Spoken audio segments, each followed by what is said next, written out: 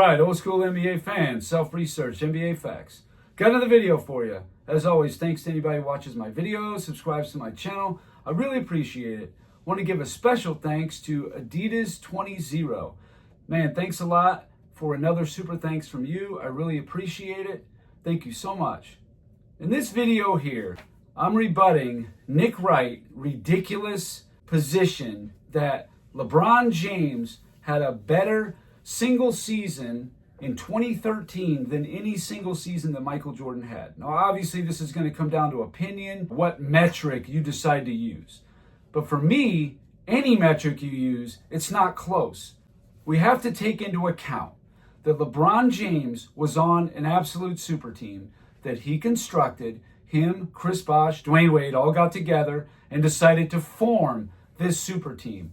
Also in 2013, Miami went out and got another Hall of Fame player that ended up hitting the winning shot to win the championship. So yeah, I guess he was kind of important too.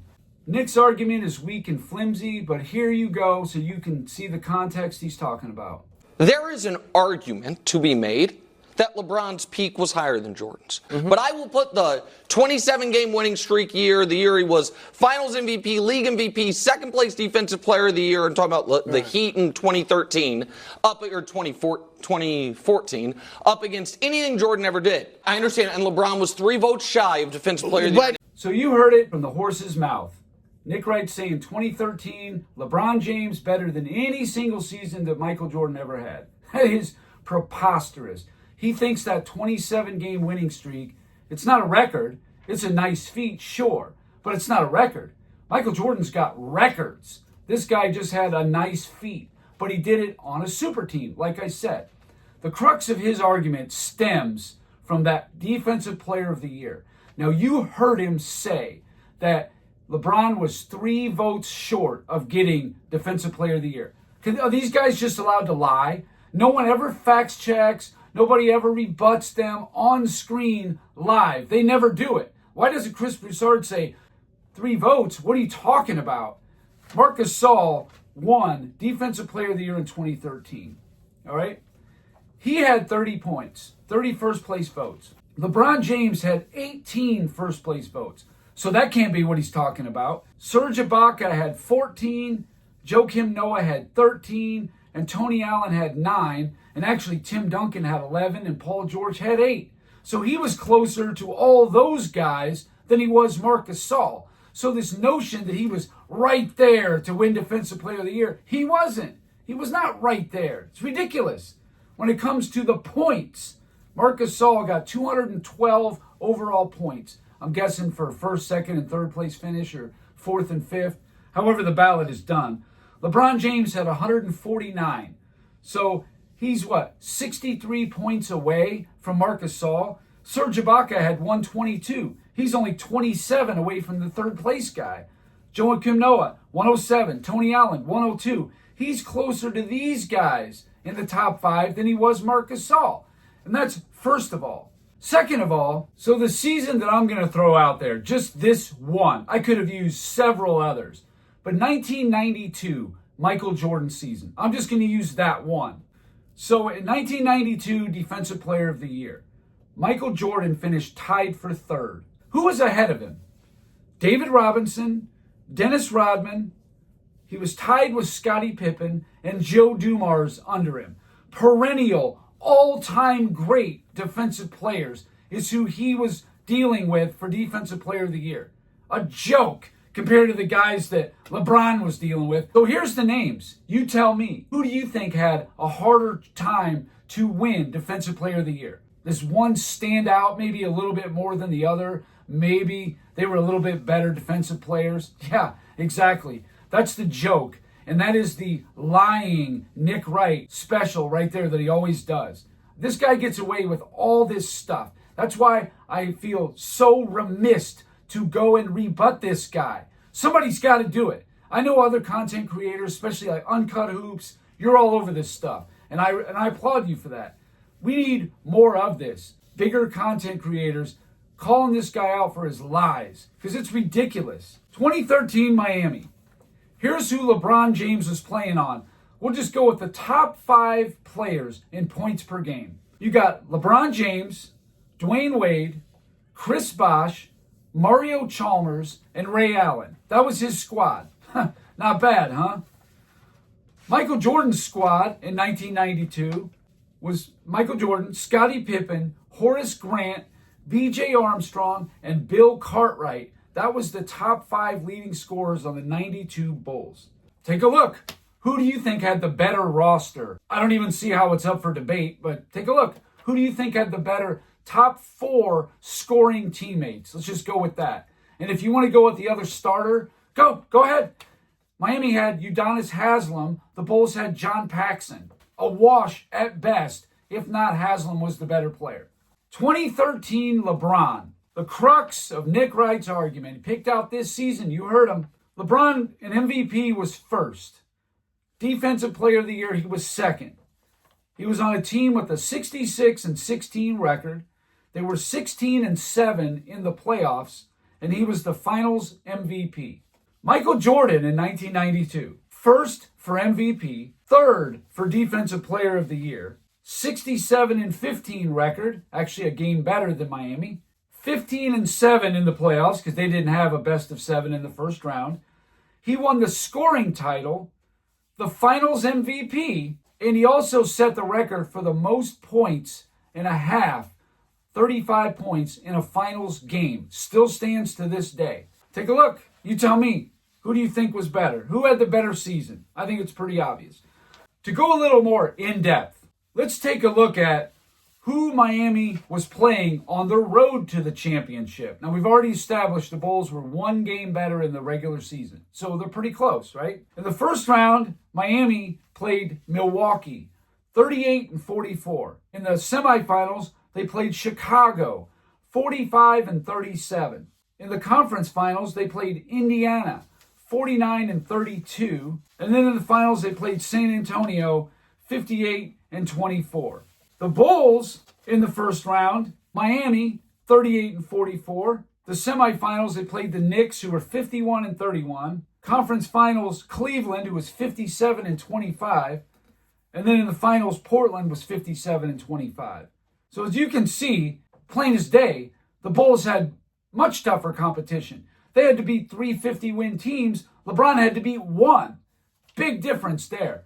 And there's a stretch at the end of the Eastern Conference Finals into the first 5 games of the finals where Miami lost 5 out of 9 games. Look that up. They actually did a stretch where they lost 5 out of 9 games. And this is the best season of LeBron's career. If it is, it ain't even as good as 92. And I just picked that one out of a hat. I think there's actually better seasons that Jordan had. How about this one? 1993. Michael Jordan finished 3rd for MVP. Here's who his competition was. Charles Barkley finished 1st. Olajuwon finished 2nd. Jordan was 2nd for Defensive Player of the Year. Olajuwon finished 1st. So Jordan's dealing with Olajuwon, and LeBron is dealing with Joakim Noah, Serge Ibaka, who actually is a good defender. He is. And Marc Gasol. Are we joking? Also in 1993, Michael Jordan won the scoring title, the steals title, Finals MVP with the championship, and wrapped up a 3-peat. It was historic because no one had did that in 25 years. And only 2 other teams have done it in the last 30 years. And one of those was the Bulls in 96-98. Only the Kobe and Shaq Lakers were able to get a 3-peat. The 93 season, Michael Jordan was the only player since Bill Walton in 1977. And he's still the only player since 1977. That goes back 48 years. The only player to lead in 2 of the 5 major stat categories. He did it in points and steals and win a championship. The only player to do that in 48 years. That's part of the 93. Also, 1993, let's take a look at the competition. I remember Bulls were not a 67-win team. They were a 57-win team. The first round, they were playing in Atlanta, 43-39. 5 wins better than the 2013 Heat's first-round team was at Milwaukee. In the semifinals, they played Cleveland, a 54-28, still very formidable. That's 9 wins better than what LeBron had to deal with in the semifinals. In the conference finals, the Knicks were 60-22. That's 11 games better than Indiana was. And then in the finals, Phoenix was 62-20, 4 games better than San Antonio in the finals for the Miami Heat. That's a 29-win difference in the 4 teams the 93 Bulls had to play versus the 2013 Miami team. You tell me. To me, it's not even close. It's a joke.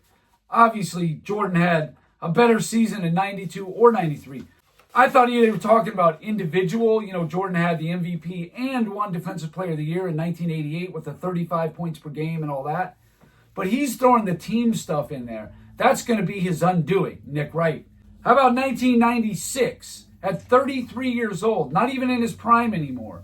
Michael Jordan finished first for MVP. He finished 6th for Defensive Player of the Year. And the guys in front of him, the usual suspects. It was Gary Payton, Scottie Pippen. It was Olajuwon, Robinson. These are the guys in front of him for Defensive Player of the Year. Some very stiff competition. Some of these guys in here were the best defensive players at their position. You say, who's the best defensive point guard of all time? If you don't say Gary Payton, it won't be long before his name comes up.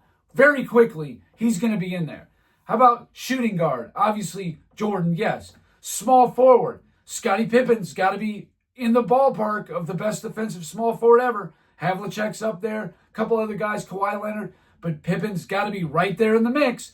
Power forward, Dennis Rodman. I understand Dennis Rodman was on his team, but you see what I'm saying. The best defensive players of all time at each position were playing in the 90s. You have Olajuwon, Robinson, Mutombo, all these centers, definitely top 10 defensive centers of all time. They're all in there, and that's who Jordan's going against. But the 72-10 season, 87-13, combining the regular season and the playoffs, 87% winning percentage is the best of all time.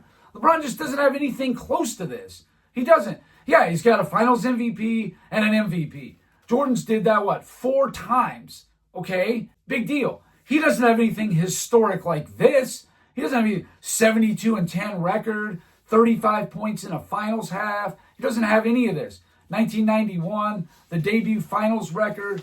He's got 11.4 assists, still this day, the most ever for a person's debut finals, or the most consecutive field goals in a final, 13. He doesn't have anything like that in 2013. It's just really a joke. I personally think 1998 was a really nice season for Jordan, considering his age, considering that Pippen was not there for almost half the season. I think it was 38 games, and they were 26-12 without Pippen. They held down the fort quite nicely. And to get another three-peat at his age, MVP, All-Star Game MVP, Finals MVP, the trifecta of the MVPs, Pippen goes down with a bad back. I'm saying that Jordan's 98 season was also better. They had Wade, Bosh, James all together. Of course, now all these years later, LeBron says, we didn't have enough, too many minimal guys. Joke. But then they got Ray Allen. This Nick Wright really fires me up. His lies, his exaggerations. He's trying to make a case. There is no case. He's willing to manufacture one, lie, anything to fit his narrative. Never take into consideration what he had to do to win those championships. He wasn't going to do it with just a normal team. He had to go join superstars to weaken other teams in the East. There was just no one to beat him. A 49-win Indiana team. That's who you played in the conference finals. Give me a break.